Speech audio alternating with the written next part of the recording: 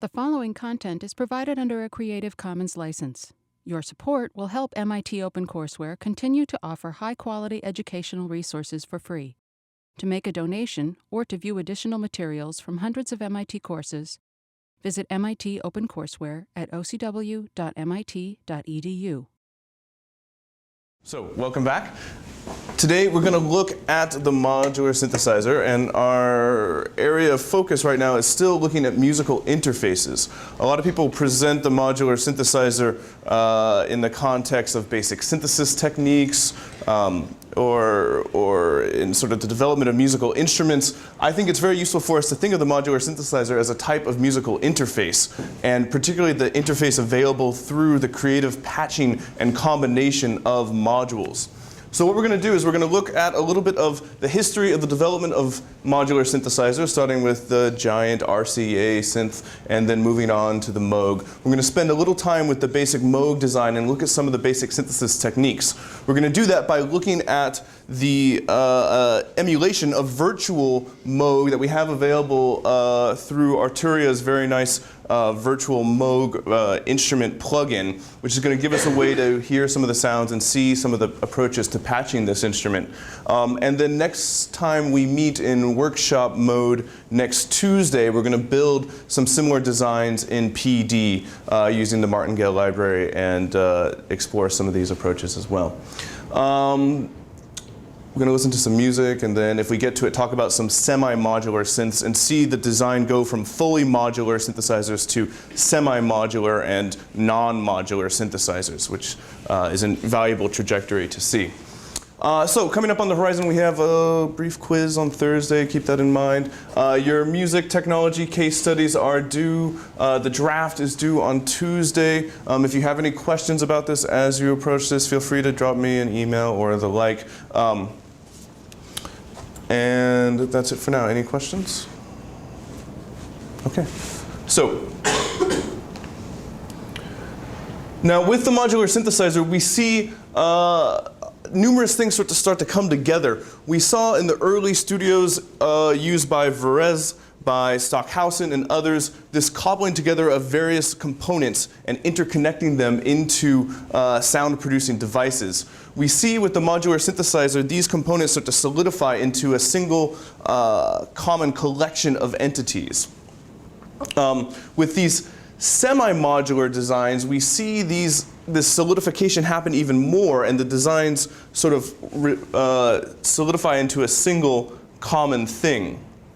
There wasn't anything shockingly new about the technologies used in the modular synthesizer. Again, they were technologies that had been around for 10 or 20 years, but really the interface and the design and the integration of these components, in my view, was the really important thing.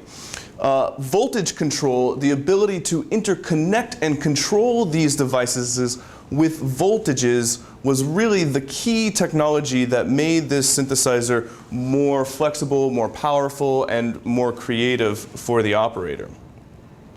Now we start with the Rca synthesizer, which isn't really a modular synthesizer. To my knowledge, this device had a fairly fixed signal path. So it wasn't really modular. It had components, but you couldn't interconnect the components with patch cords. You couldn't radically change the type of sounds that it made. Now, this synthesizer came in two different forms. There was the first one, which later became known as the Mark I, and then the Mark II, the later version of this. This synthesizer was the result of quite a bit of research by Olsen and Baylor, who were working at Rca for a number of years. The Holmes text nicely describes their early research with music synthesis technologies. Does anybody recall what they were trying to do in the beginning, Olsen and Baylor? Their first attempt at synthesis was directed towards a certain activity. Anybody recall? They were trying to synthesize Stephen Walzer pop tunes, pop melodies, basic melodies, using essentially Markov chains. And they're trying to create a machine that could compose simple melodies by analyzing basic tunes and then re-synthesizing them. In that process, they developed some technologies for creating oscillators and filters, and that led to their first Rca synthesizer. So this device used essentially tuning fork-based oscillators. So their basic oscillator was a tuning fork that was set in motion and picked up electromagnetically, and that signal was then divided to shift into different octaves and transformed into a square wave to create a rich tone, and then they filtered that tone to create the variety of timbres that the instrument could make. The device featured a number of filters as well, high and low pass filters, and this really kind of bizarre resonator chain, which is an interesting sort of selective filter. This image here is from their first publication on this synthesizer from 1955, and it's also reproduced in the Holmes book. We can see the basic way that the synthesizer worked.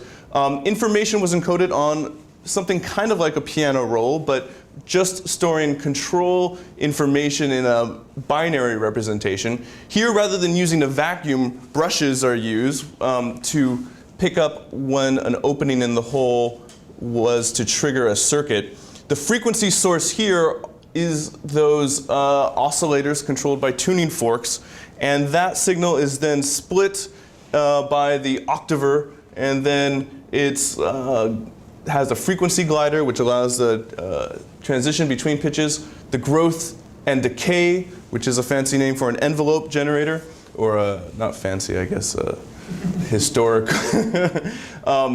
Various high-pass, low-pass filters, volume control, low-frequency modulator, probably for adding vibrato or other slow changes to the sound. Resonator change, that's that unique filter I was talking about. Timbre control, probably additional filters, or I'm not exactly sure what that last component did, but that's something to look at. And then finally, all going to a nice record cutter, which allowed you to record the sound. So there were two nearly identical voices that could be used and controlled by this paper roll.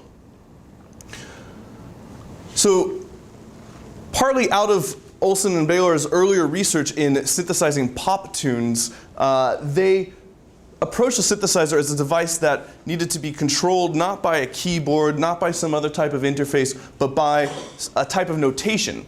And their notation was this punched hole paper record, which again is kind of like a piano roll but different, because rather than a one-to-one relationship with parameters and their values, these are essentially 3 and 4-bit codes that determine frequency, octave, timbre, the envelope, growth and decay, and volume.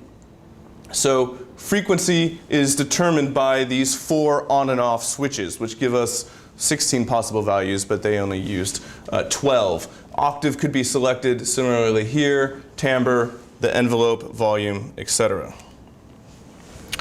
This roll right there shows us the necessary information to encode these 6 pitches.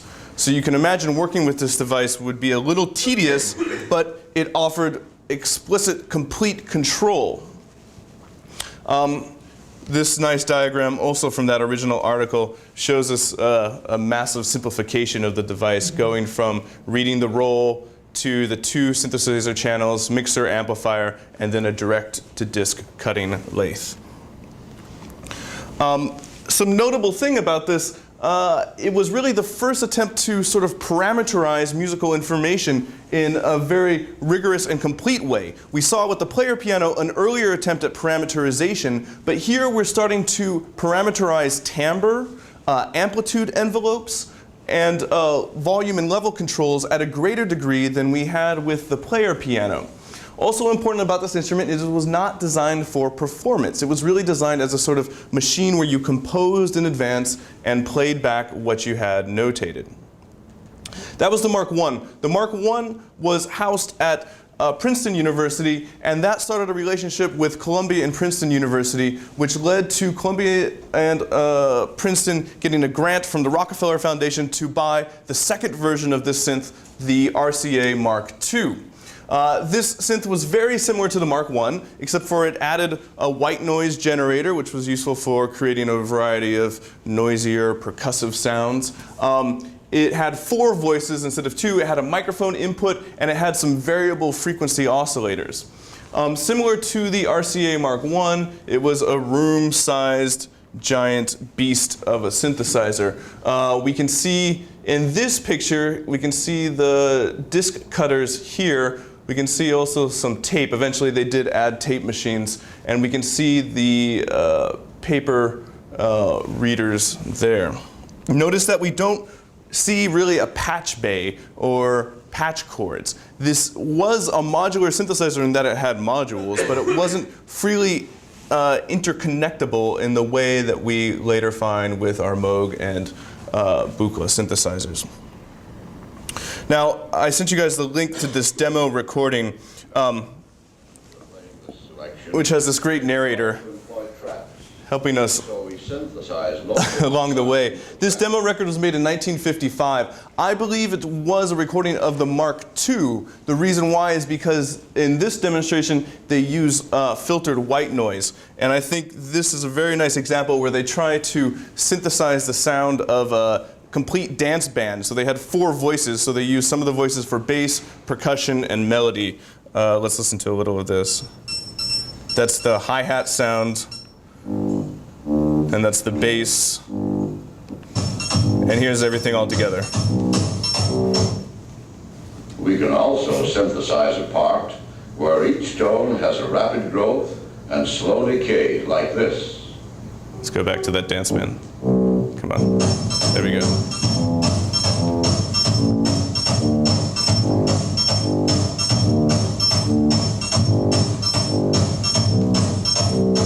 Notice the white noise being used for the sort of snare-like sound there. So, as this demo record shows, and as the history of Olsen and Baylor's work shows, they were very interested in using the synthesizer to generate pop music, which is kind of interesting because what it became used for was not popular music, but music of composers like Milton Babbitt, Mario Davidowski, and other composers working at the Columbia-Princeton studios.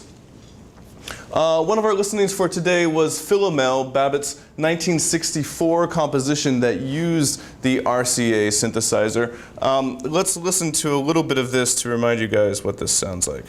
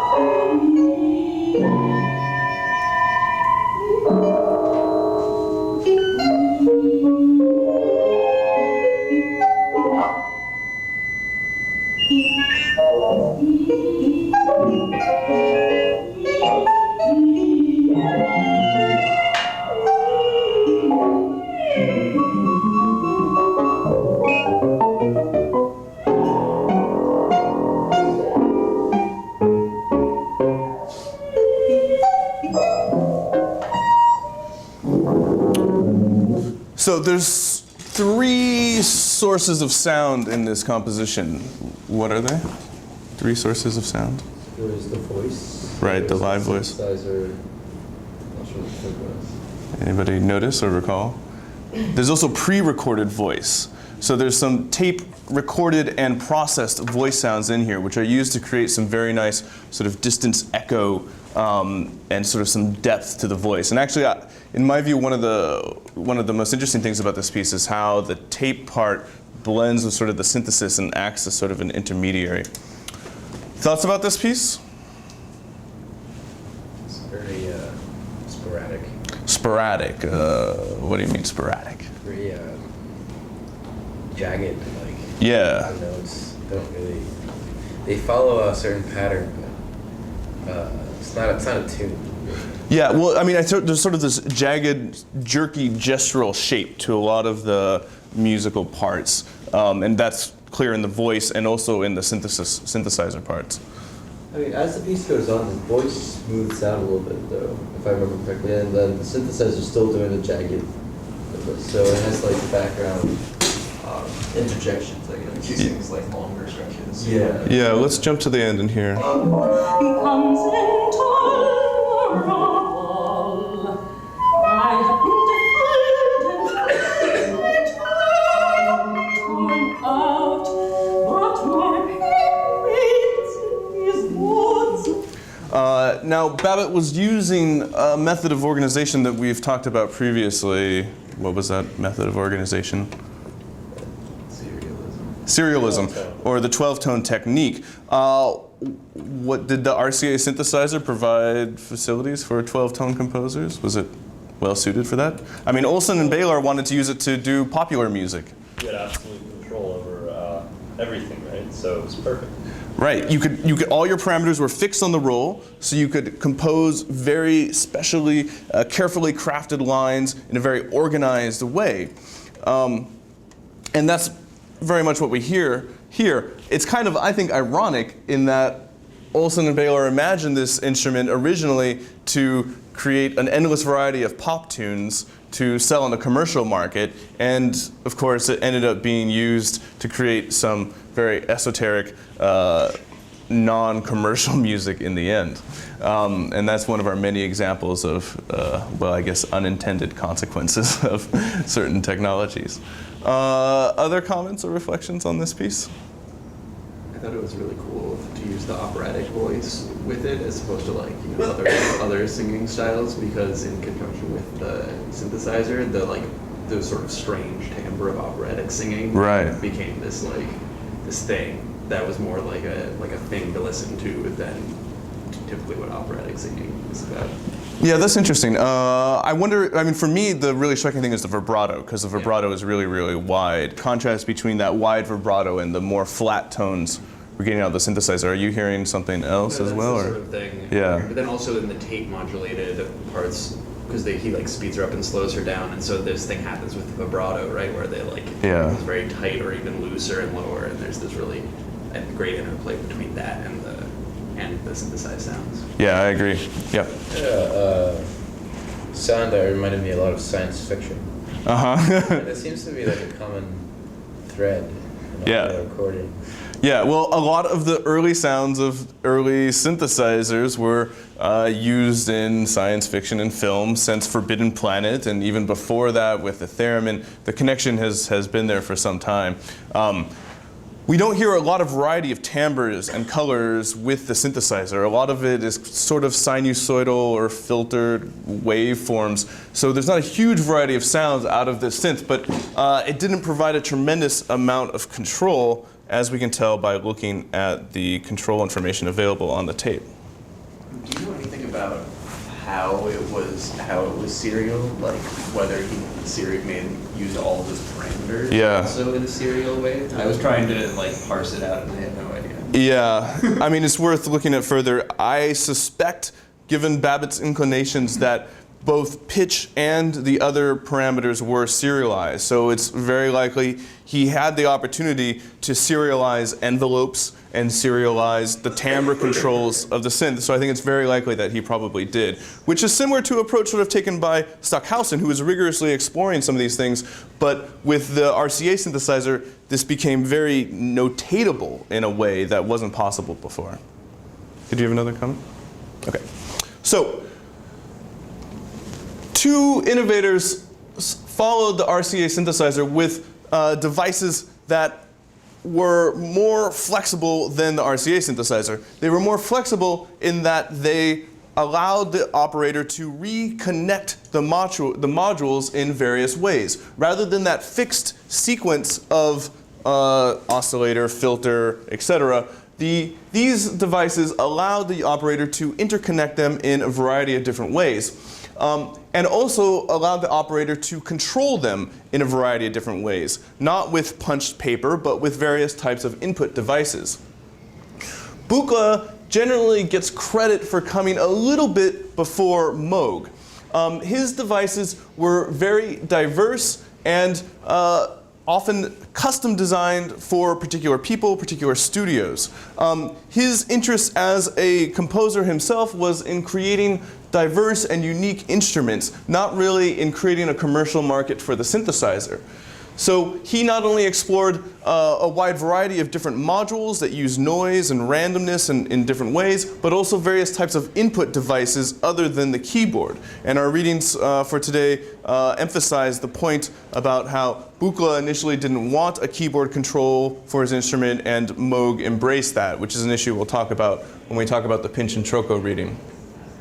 In 1965, he releases the Buchla box without a keyboard, a very popular instrument. 1970, he has this 200 series electric music box, which you can see there. Also doesn't have a keyboard, but has a variety of sliders, knobs, and other interface components.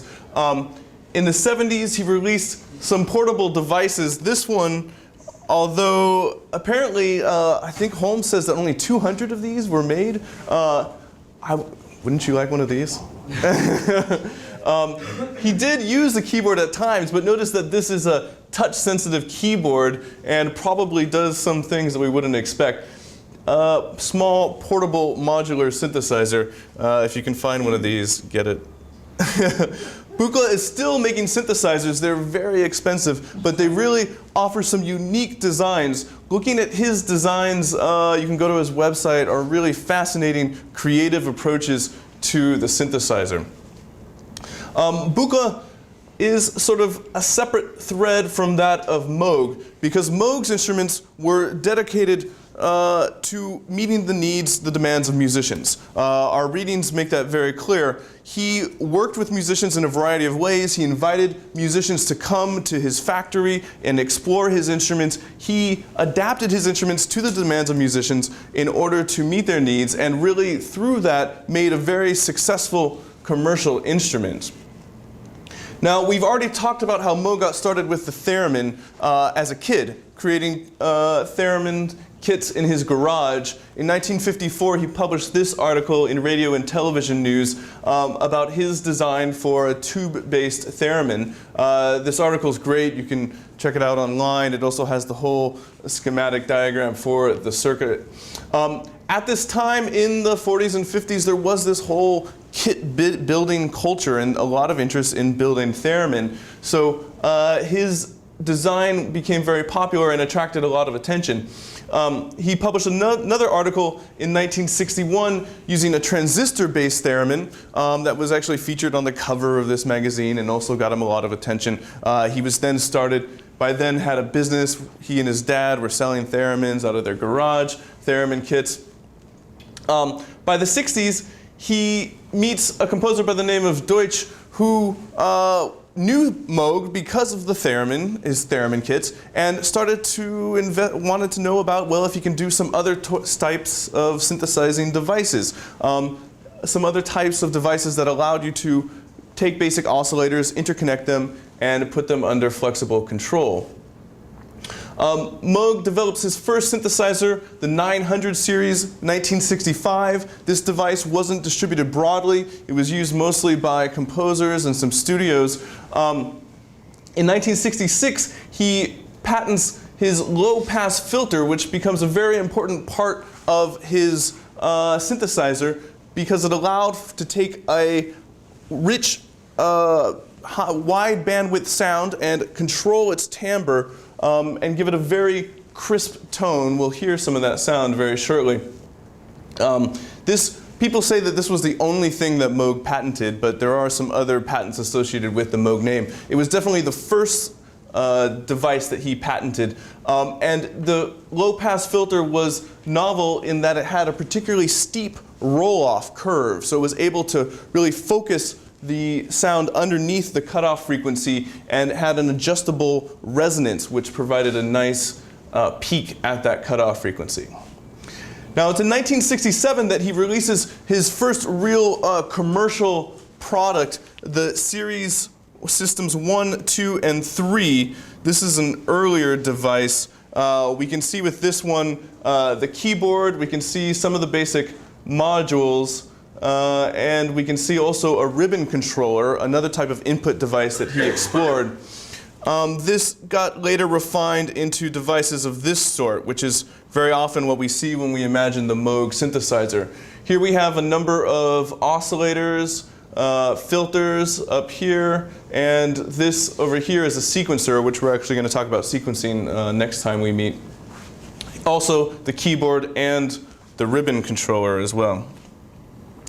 So with the systems 1, 2, and 3 in 1967, there was some standard packages you could buy, but you could still buy individual modules for your own synthesizer, and this nice price list shows us some of the prices of these devices. We could get a voltage-controlled amplifier for $150, fair price. That low-pass filter, voltage-controlled low-pass, high-pass filter, $475 for one filter in 1968. That's pretty expensive. These synthesizers were extremely expensive. But they started to be sold and commercialized, and people started to buy them. But one thing in particular led to the explosion of the Moog industry, and that was Wendy Carlos's Switched on Bach recording, recorded in 1968, released in '69, and garnered a huge amount of attention to the Moog synthesizer. We'll talk about Wendy Carlos and her recording in a little bit, but let's review some of the concepts of the modular synthesizer. So we have two basic components. We have things that generate sound, like our oscillators and other devices, and we have components that modify those sounds. So we have these two different types of modules that can be interconnected and modified. The input for a module is either the knobs on the front panel or another voltage. And some devices allow you to switch between using the knob or a voltage as an input, or using both, using the knob to set a basic level and then the input voltage to adjust it further. The output of these modules is another voltage, which can be interconnected to modules further down the line. Within the modular synthesizer, we have two types of signals. We have control signals and audio signals. Both of these, depending on the design, can be interconnected in various ways. Audio signals are the things that we're used to. Sounds represented as a bipolar voltage. Voltage ranges would generally between -3 and 3 volts, sometimes higher or wider ranges were possible.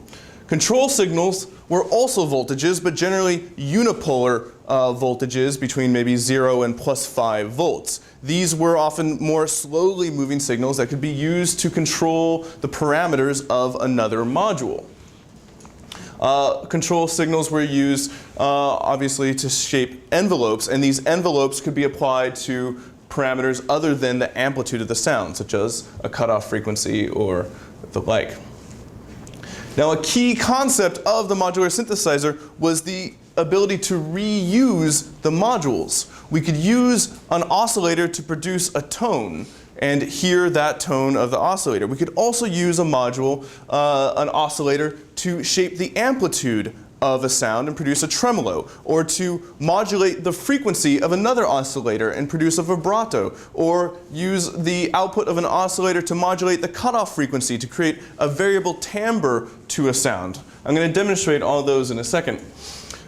This ability to reuse these modules to mix audio signals and control signals and transform one to the other was really the key feature of the modular synthesizer, combined with voltage control, and gave it a great degree of flexibility. Now, in this sort of golden age of the modular synthesizer, when you sat down to this instrument, you got nothing for free. You sat down, it didn't make any sound. In order to make a sound, you had to design an instrument. So the interface, in order to make a sound, became patching. You had to patch to make a sound. No sounds were given to you, and this promoted a huge degree of freedom and creativity in the design of sounds. We see over the history of synthesizers this start to decrease. And so in the late 60s is when we have the most freedom, and as the 70s move on, we see synthesizers that reduce the ability of patching and make it easier to get a sound more automatically. And then by the early 80s, we have synthesizers that are programmable but have very little in terms of a customizable interface. Some of the basic components of this synthesizer.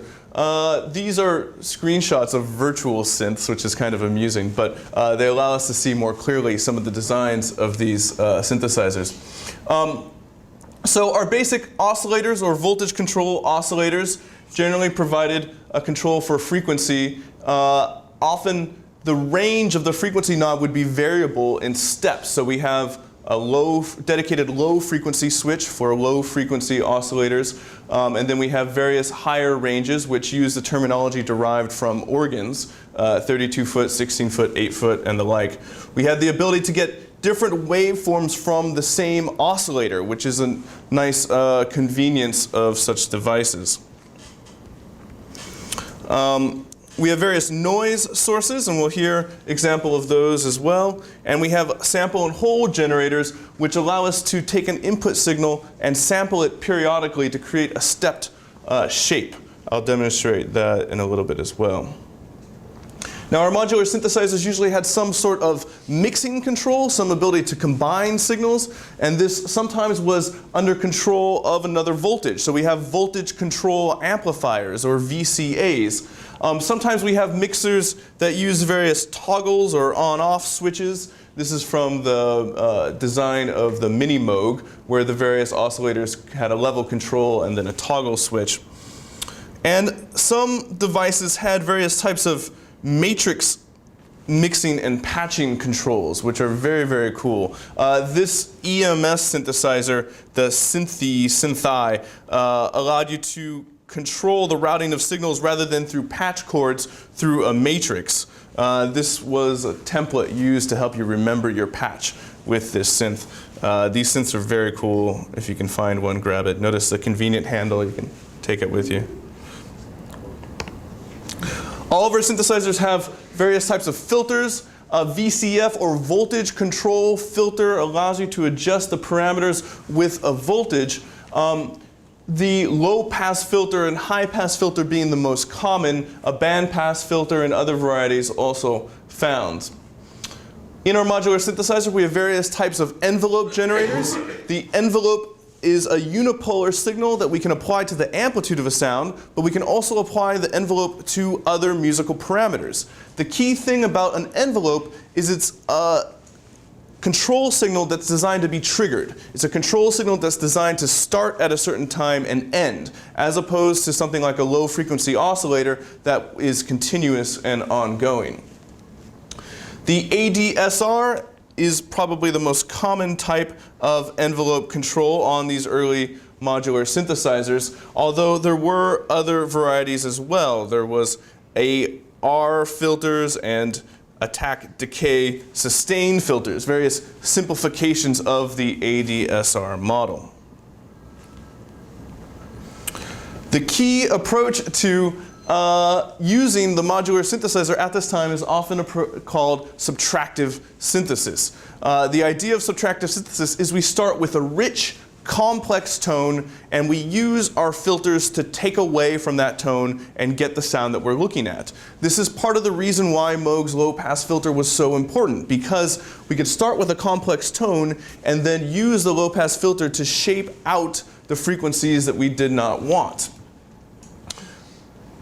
So our basic approach of working in subtractive synthesis would be to start with a rich, complex tone, to cut out some of those frequencies, apply amplitude envelopes to vary the amplitude shape of that sound, and then use modulation to vary the parameters. And this starts to become really interesting when we modulate the modulators, and we'll listen to what that sounds like in a second. Questions, comments, ideas? Okay, so let's hear what this sounds like. Now, probably the most basic approach, one of the most common approaches to creating a complex sound would be combining multiple oscillators. And this design is embodied in some of the early Moog synthesizers, where we have 3 oscillators, like these 3 oscillators right here, all under one driver to control the 3 oscillators. The idea embodied in the interface here is that we're going to create a rich tone by combining oscillators. We can tune each of these oscillators to different octaves and slight tuning differences, but they're all going to be under a single control. Let's listen to what this sounds like. So our first example, if we start off with just a single oscillator,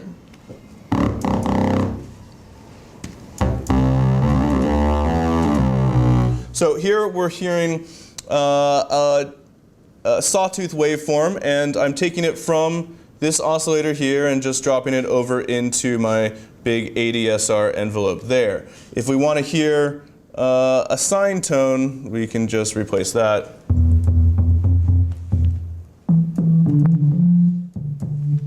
That's a strong sine tone. And we have our triangle waveform here.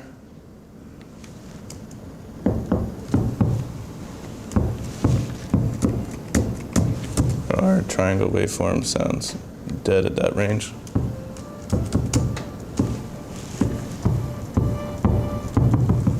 That's unexpected. Let's go back to this. I wonder if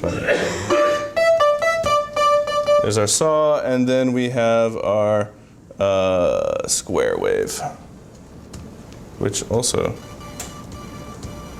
is not performing well, strangely. Okay, so that's our basic oscillators. Now, we can combine these to create a rich tone. So here what I've done is combined the sound of 3 oscillators, and let me tune them all the same first.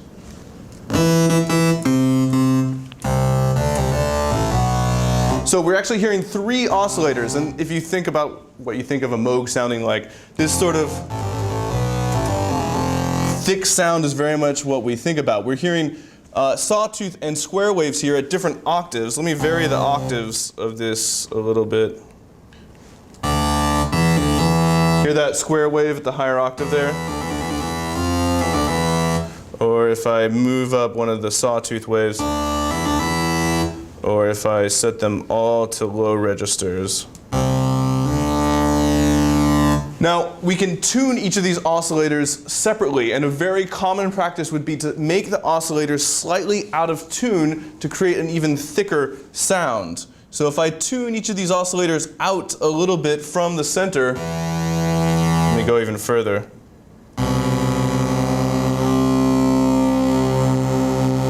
Now right there, it sounds like out of tune oscillators, but if I bring this closer together, we get a thick sound rather than an out of tune sound. Let me shift this one up an octave or 2. And let me set this to be a little bit more out of tune.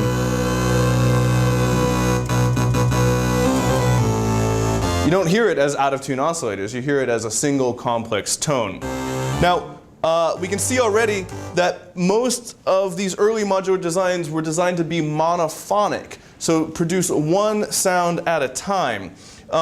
Early on, it was figured out that it'd be pretty nice to be able to control the transition between these monophonic voices, and so we have the use of a Portamento Control. This was available in the Rca synthesizer as well, and this would often set the amount of glide between adjacent pitches. So right here we're hearing one note at a time. If I set the glide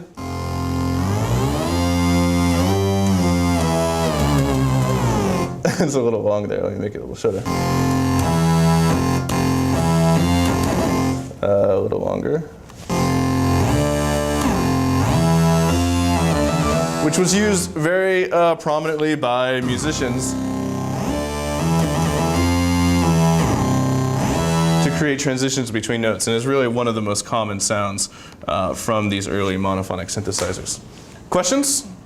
Was Portamento like that with the glide effect? Was that as it seems like a weird parameter to like become such a central thing, or even to like decide that you need right there next to the keyboard, like right. This is the thing that you need centrally. Was there like a reason for that? I believe there was a reason for that, but like was it prominent in music in a way that you're not aware of? Well, I mean, if a normal musician can control this, for instance on a guitar or other string instrument, even a lot of wind instruments as well, and I think the idea was some musical passages you would want to be staccato and short and broken, and other cases, depending on the context, you would want to have that sort of glide control.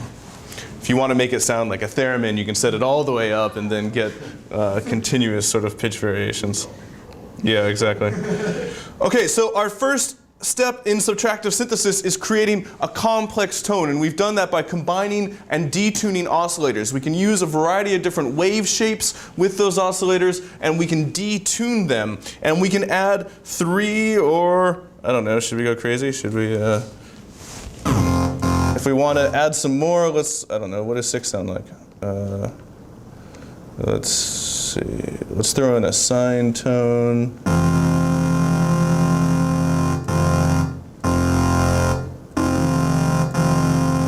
That's kind of nice. And let's throw in another sawtooth.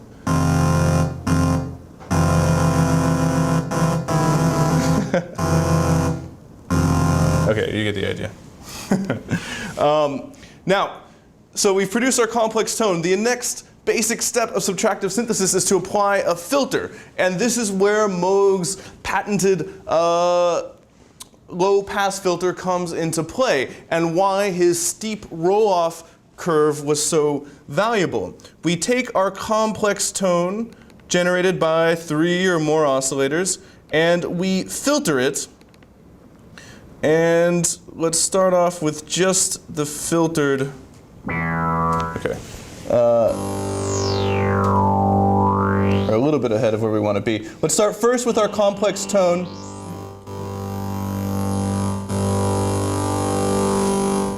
There's our complex tone, and our filter provides cutoff frequency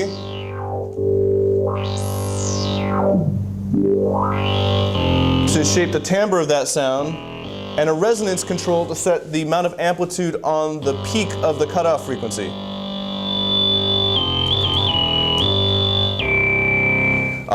One of the design features of Moog's low-pass filter was that it could self-resonate. So if the resonance was set loud enough,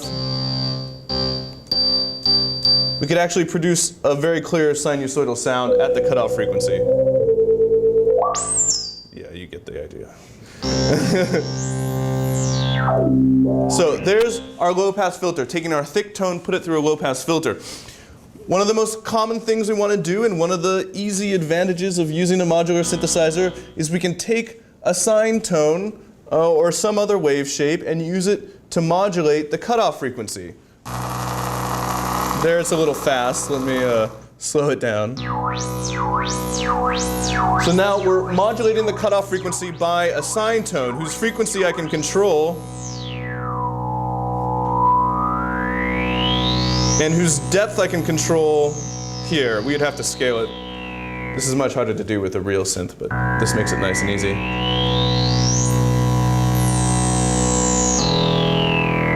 So a very common sound, using a low-frequency oscillator to control the cutoff frequency. Yeah? Is there a noticeable difference if we modulate the cutoff with a square or a sawtooth? Yeah, let's hear it. So, yeah, you can definitely notice it, because here we're hearing the smooth transition. So let's try a square wave.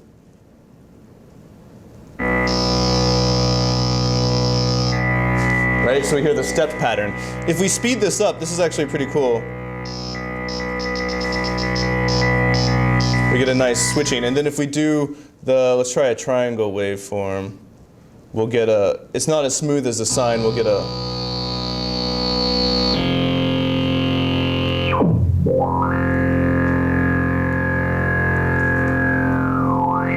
there we go. So we get a different sound, yeah? Oh, I just wanted to clarify that all of the audio outputs are also used as control outputs, right? There's no like separation between. Different synths had different designs in terms of that. With the Moog. With the Moog, I believe you, except for the voltage ranges, sometimes you would need to scale an audio input. Some devices you would need to sort of transform your voltage before you could use it, but you could take an audio oscillator and use it as a control voltage if it could perform at a slow enough rate as a low frequency oscillator. Some designs you would need a dedicated low frequency oscillator because it couldn't perform slowly in a reliable way. That would be often an issue why sometimes there would be a dedicated low frequency oscillator. But with computers, doing low frequency oscillation is easy, so it's more interoperable.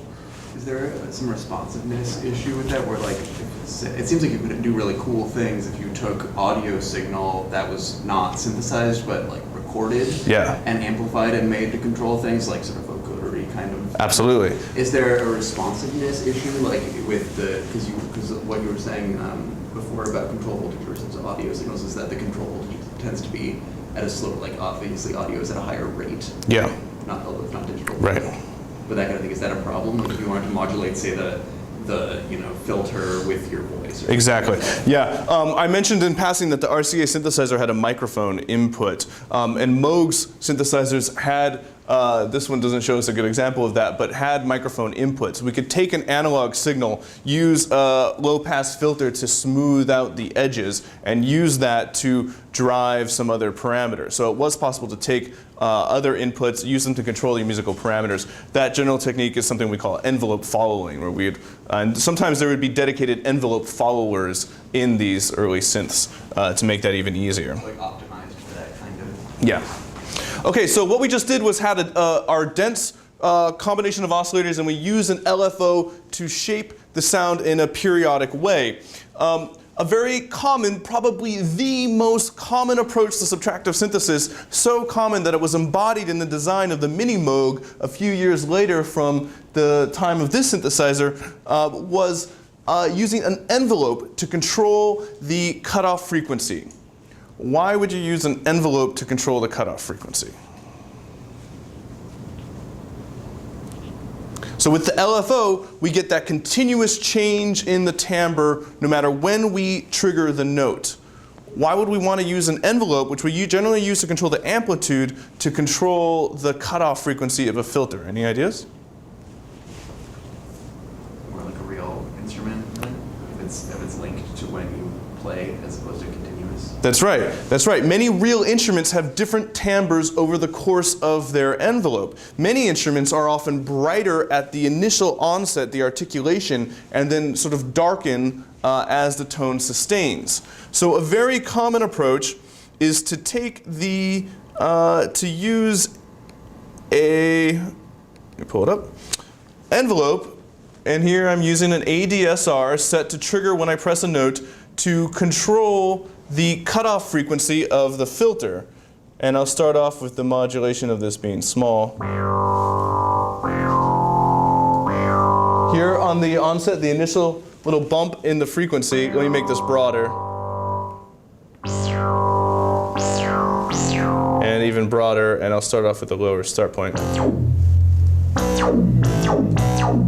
So that's an extreme setting. We're using an ADSR to control the cutoff frequency. And I can adjust the attack. So if the attack is quick, we'll get a bright sound at the very beginning, and then it'll get dark.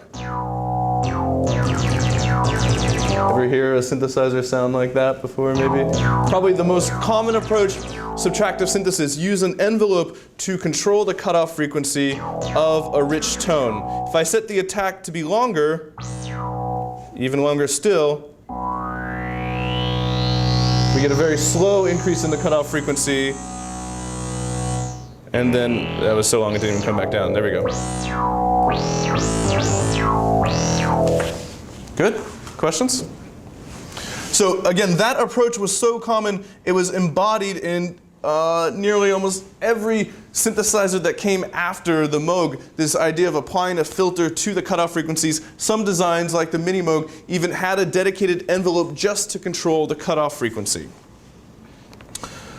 So what else could we do with the modular synthesizer? Well, we could do amplitude modulation and ring modulation, where we modulate the amplitude of the sound either with a sinusoidal shape or some other shape, and we can use this to create tremolo effects when we use a low frequency oscillator, or amplitude modulation or ring modulation effects as we speed up the modulation. So in the first example here, we're taking the output of our 3 oscillators here, and we're putting them into what is essentially a voltage-controlled amplifier. And we're modulating the voltage of the amplifier by another oscillator. So, that was intentional.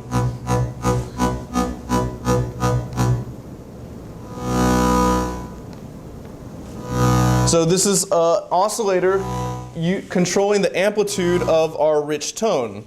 As we speed this up,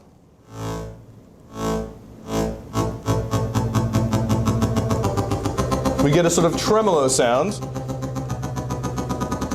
And as we take this oscillator into the audio range, this is a great example of being able to use our modules for both audio and control rate signals. We start to get some amplitude modulated sounds. And if I increase the modulation, there we go. And again, low frequency. And as before, we can change the wave shape of the amplitude modulation between our other wave shapes. So here I'm using a sinusoid. We could use squares or triangles or other shapes as well. Now, of course, the next thing to do is modulate the modulators. So if I vary the modulation of the modulator, so here I'm using one oscillator to control the frequency of another oscillator that's being used to control the amplitude of our rich tone controlled by 3 oscillators.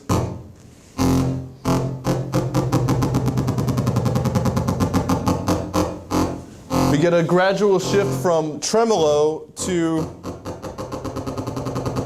amplitude modulation as I speed this up. Let's see.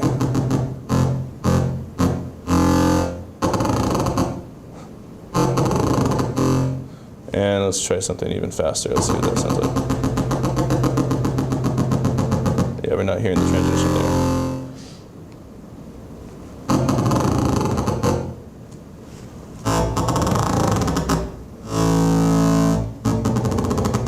And let's try one more thing. Let's see. So there we're doing sort of variable rate amplitude modulation, where the variance in the rate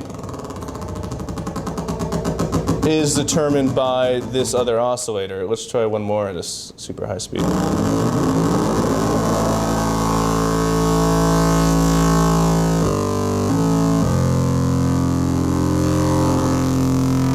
All right, you get the idea.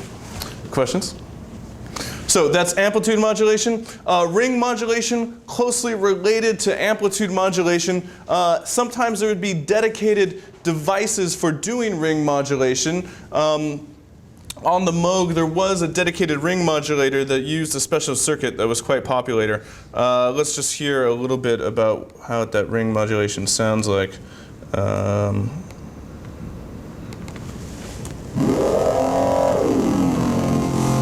Now here, I'm using an envelope to modulate the frequency of ring modulation so that we get a dynamic contour over the length of the event.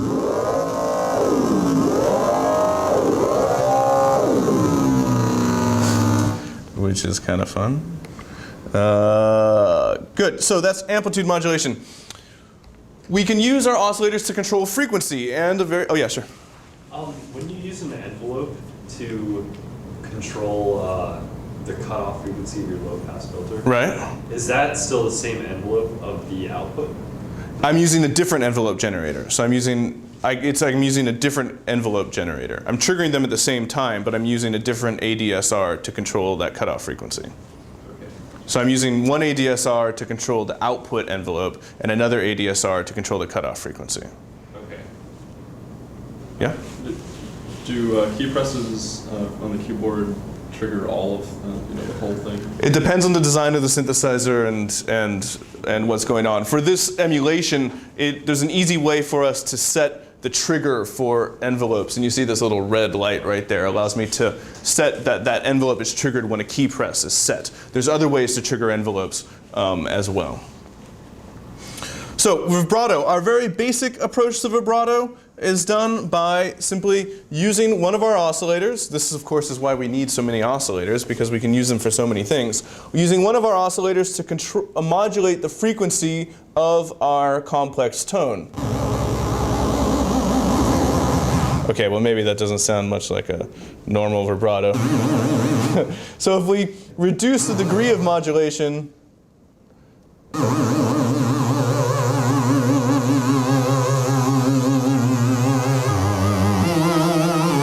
let's make it a little slower.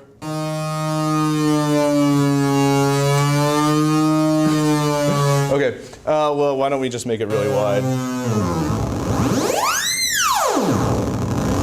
So we can go from something kind of like a normal vibrato to very wide frequency sweeps. We still don't have something that sounds like a more human vibrato. Does anybody know why we don't have something that sounds like a human vibrato? Anybody want to speculate? It's constant, right? The vibrato is constant the whole time. And often musicians maybe start off with a straight tone and then lean into the vibrato and then stop the vibrato. I mean, in that case, you could just modulate that modulator to create that human effect, right? That's right. So we can... Envelope on the... Right. Yeah. That's right. We use an envelope to scale the amplitude of the low frequency oscillator that's driving the frequency modulation. Again, we use what we do is we take an ADSR envelope that's being triggered when the note starts, and we're putting that into one of our voltage controlled amplifiers. We're taking the output of one of our oscillators and scaling the output by that ADSR and taking the output of that now modified control signal to modulate the frequency of our rich tone produced by 3 oscillators, which gives us a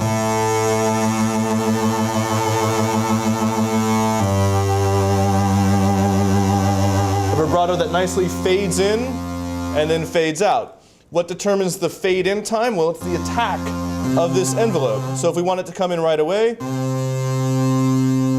if we want it to take a long time, the depth is set by our voltage control amplifier. Okay, maybe I went a little too far there.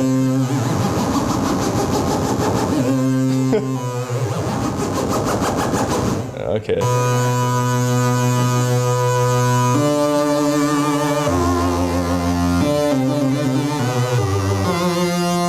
You get the idea. So that's a great example of using our modules for a lot of different things. We're using an oscillator to create variation in frequency. We're using one of our envelopes to scale that variation before applying it to other oscillators.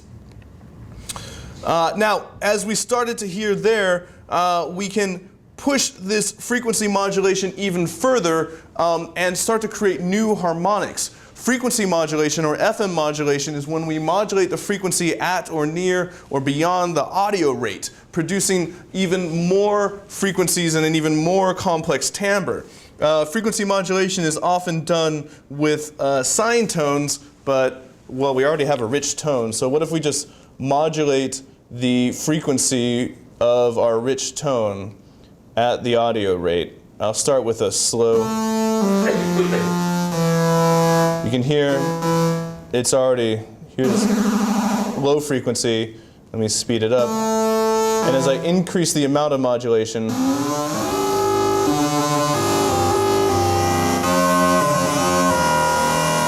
we get all sorts of new spectral components due to the frequency modulation. And of course, we could scale that frequency modulation. We could modulate the modulator, so we could control the parameters of the modulation with another oscillator or another envelope, and the process goes on and on. Now, a very common technique available with as early as the Rca synthesizer, we heard a little taste of this, was the use of filtered noise. We can use our noise sources through either a low pass or band pass filter to create some novel timbres. This was used in that example we listened to before to create a sort of drum sound, and it can be used for a lot of interesting sounds. Oh, sorry. That was modulating the modulator of FM. Here's our filtered noise example. So here I'm using a white noise source into a bandpass filter, and I'm controlling the cutoff frequency of that bandpass filter by the keyboard.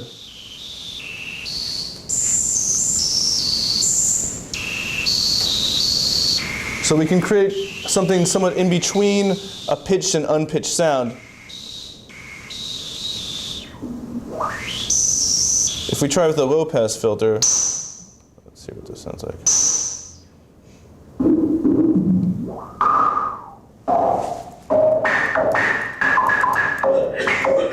So that's simply noise through a low-pass filter where the cutoff frequency is controlled by the keyboard, which gives us the ability to create some novel sounds. Yeah? What happens when you modulate the modulator with the audio output? Feedback. Yeah. Can you do that on the Moog? Or? Yeah, on the Moog. I'm not sure I can do it on this, but with a computer we need to insert a little bit of delay in there. We can do that. We'll do that with PD when we work this with PD. We'll feed that back and see what happens.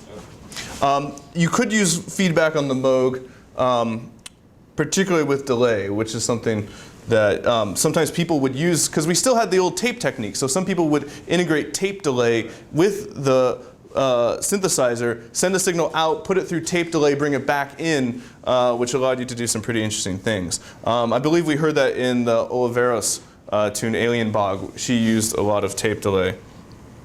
The last example I have for you guys is one of the most common sounds from the modular synthesizer, or one of the many common sounds. And this is using the sample and hold generator applied to noise. So here what I'm doing is taking white noise, bringing it into the sample and hold generator. The sample and hold takes that noise and samples values from it in a periodic fashion.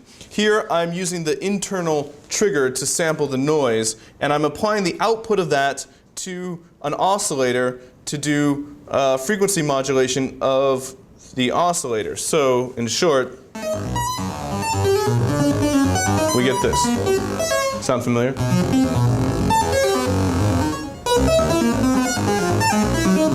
So what we're doing, again, we're taking noise and using it as a source of randomness, but the noise is coming out at the audio rate. So basically what we need to do is slow it down. And the sample and hold gives us a way to sort of slow down a signal and make it into a stepped pattern. Here it's really slow. I can speed it up. And even faster. And this sample and hold has a nice glide parameter here, which will smooth out the transition between each step.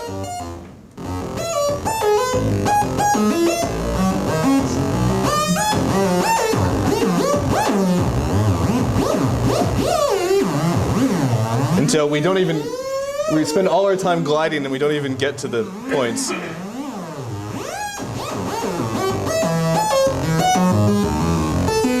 Sample and holds are a lot of fun. Taking noise, putting it through a sample and hold, a very powerful way to get random parameters. Here, we're hearing those random parameters scaled in a very wide frequency range. We can use it in a much more narrow range to create more subtle effects. Let's see if we can hear like a sort of random vibrato. I need to scale this even more.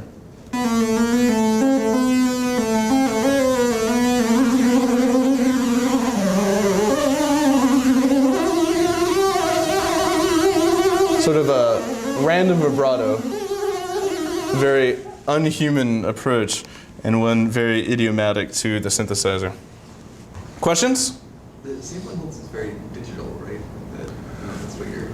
Well, in a way, I mean, the way that analog to digital conversion works is essentially through a process of sampling and holding a value. But sample and hold processors were available for a long time. Yeah. But it seems like a sort of in-between step between like this idea of sampling these individual values out and then putting them out. Yeah. It's very digital kind of. Yeah, absolutely. The ability, but then with this glide control, we get right back into the smooth analog domain. So that's. It's just like a ABC, BAC kind of built together. Yeah, that's true. So.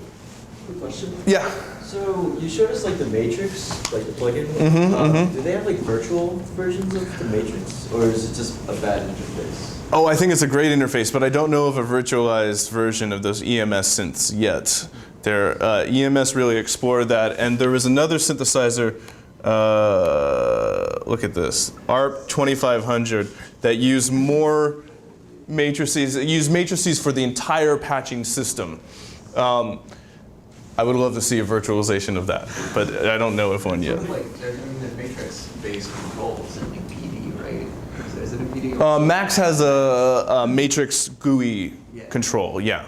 So you can see things and do a similar Of course, with this design, if it's depending on how it's implemented, you can do one-to-one connections like with a patch bay, but you can also do one-to-many connections, as long as that doesn't weaken your signal too much. Right, so we listened to a number of different pieces using the modular synthesizer, various sorts. Probably some of the most important in terms of the history of music technology were those that were released on the Switched on Bach album. This was released in 1968 by Wendy Carlos and featured this very unhappy looking guy. Well, I guess I don't know. It's supposed to be Bach. He's got headphones and he's sitting in front of the Moog synthesizer. This really solidifies some of the issues in music and technology that we've seen again and again. In order for new instruments to be successful, they often need to be tied to historical practice. And if you want to legitimize an instrument, well, play Bach on it. And if you can play Bach on it, then it's got to be legitimate. Quotes of Moog and others talk about the importance of this album in showing people what this thing was, what the synthesizer was, that it could be used as a musical instrument, and really inspired a whole generation or generations of musicians to become interested in the Moog. They say that sales of the Moog exploded after the release of this album, at least for a couple of years, even though the Moog was so expensive. So I had you guys listen to two, fresh our memory of these. First, Cantata 147.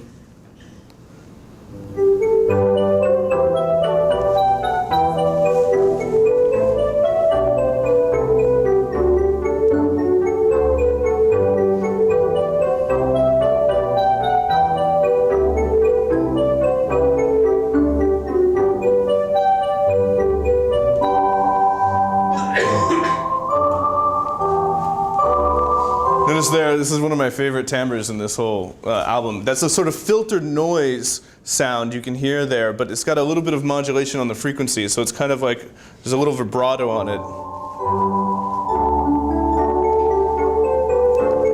So there's that, and then Well-Tempered Clavier, Book 1, Prelude and Fugue in C minor.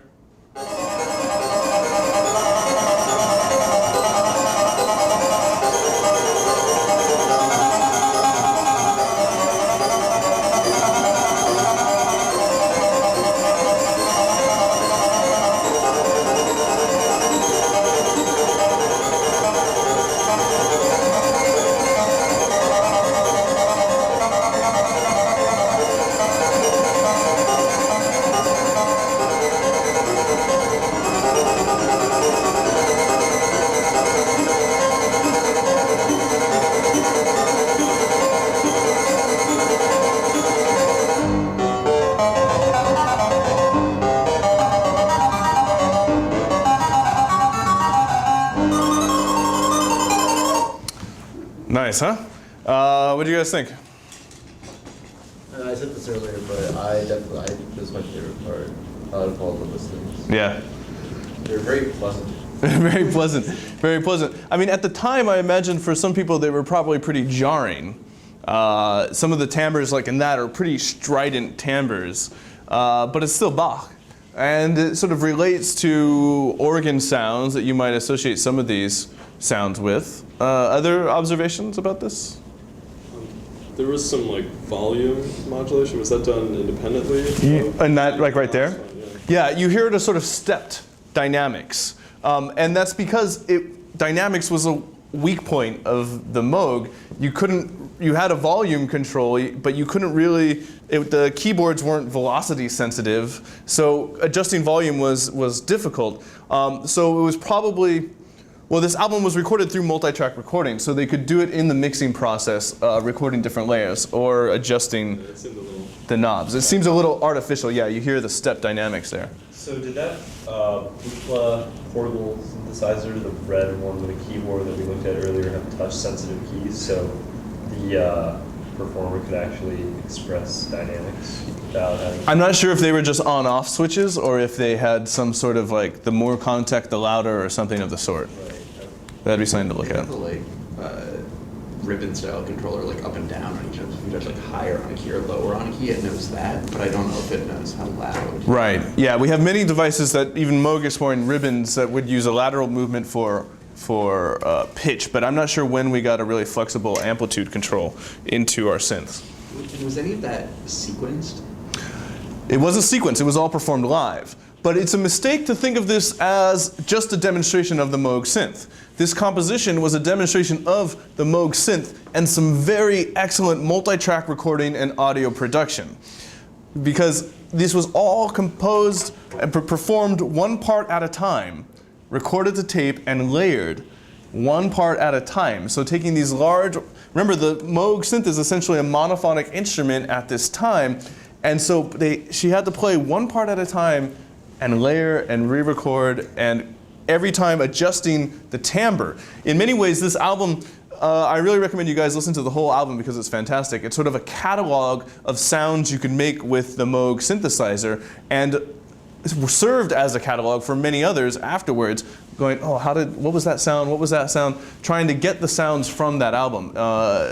Really a sort of resource for many other musicians, I think. Other comments about this? Yeah. There's a bit in the reading that says that Carlos commissioned Moog to build touch-sensitive keyboards that had velocity control. Oh, that's great. Was it before or after this? It must have been after. Okay. I can't imagine why you want to take the volume. That's interesting, yeah. She worked with Moog quite a bit. She worked with Moog to create that Moog demo LP, which I sent you guys the link to. She worked with Moog, I think, to improve the sequencer design, and that's an interesting issue about the touch-sensitive, volume-sensitive keyboard. It'd be interesting to see when that came in and how that was applied. So that was a key point in our history of music and technology, the sort of legitimization of the instrument through Bach. Now something totally different comes to us from the Netherlands. And this is a composition by Gottfried Michel Koenig, a German composer who had been living and working in the Netherlands. And he was the artistic director of a place called the Institute of Sonology, first in Utrecht and now in The Hague, where they had, over a period of a number of years, developed their own modular synthesizer from scratch. So while Moog led to the first commercial package synthesizer, many people were developing custom-built synthesizers that look something like this, where you have numerous individual components, often custom designed, scattered around the room, and a giant patch bay to connect them all together. This synthesizer is still in existence. In fact, I took this photo 5 years ago. This isn't historical. It looks like that still. And it sounds fantastic. It's an amazing sounding synthesizer. His composition that we listened to, Gray Function is how it translates, is part of a series of function pieces that explored automating some of the parameters of the modular synthesizer using a single sort of control voltage as a pattern that was applied to numerous different parameters of a synthesis system. We can hear a little bit of this piece to remind you.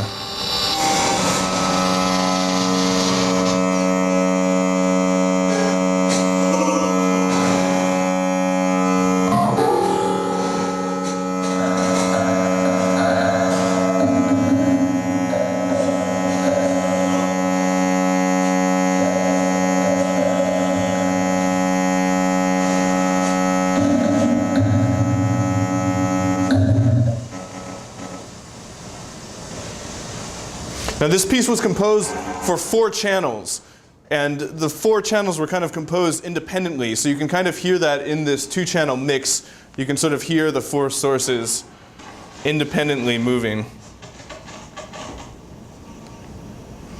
Thoughts about this piece? Is it still going? That was interesting. What do you think? I like the Carlos better, but it's interesting. It's a little more melodic. It's interesting in terms of like the technical aspect, like how it was created. Yeah, I mean, I think of this piece providing us sort of a landscape of noise textures that we can make. Often we hear these oscillators combined and used for pitch sounds. This composition really gives us a sampling of the variety of noise timbres that could be produced. The Institute of Sonology synthesizer also features a number of modules not found on the Moog. For instance, voltage-controlled envelope generators. So where the attack, decay, sustain, release parameters could be controlled by voltages, which is pretty interesting. So if you think about that, you could set the attack and the release of a series of sounds to be controlled by a low-frequency oscillator or something else, which allows you to create series of dynamic envelopes. Right, so moving on. Subotnik, Silver Apples of the Moon. This piece was composed with a Rca synthesizer. It's not exactly clear how much multi-track layering was going on in the production of this. It's not clear if this was one setup or if it was multiple takes layered. That's something to look at in the production of this.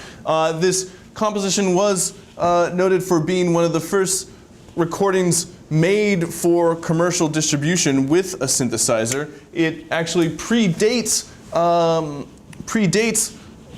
Switched on Bach by a few years, but didn't have quite the commercial success of Switched on Bach.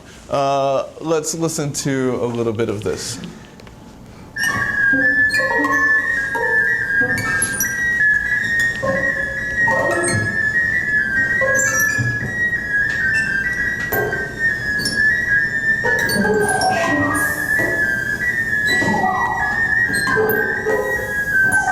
Notice the filtered noise timbres coming out of the speaker right there. Notice also say you had a Rca and you wanted to create that sort of flute-like sound. How might you do that? Any ideas?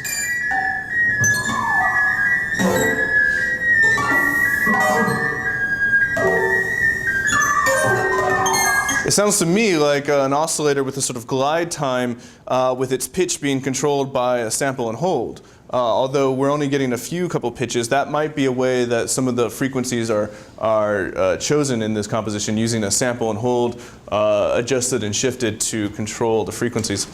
What sort of musical rolls are we hearing? Are we hearing musical rolls or parts that sound like acoustic instruments, or musical rolls or parts that sound like something totally different? I think that's a useful way for us to approach some of these pieces. With the Carlos, we hear synthesizer being used to emulate parts that were done by acoustic instruments. In the Koenig composition, we heard sounds that sound nothing like acoustic instruments. With this, we have a nice mixture of sounds that are somewhat acoustic sounding in the rolls and somewhat electronic. Let's listen to a little bit and think about which is which.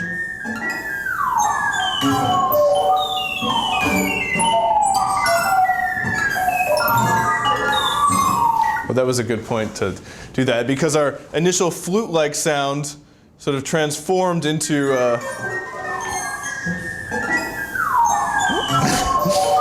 something that a flute player couldn't normally do.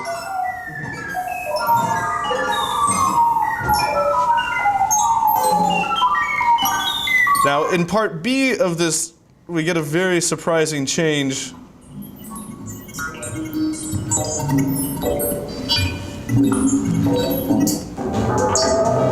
We get this rhythmic section building up at the end here.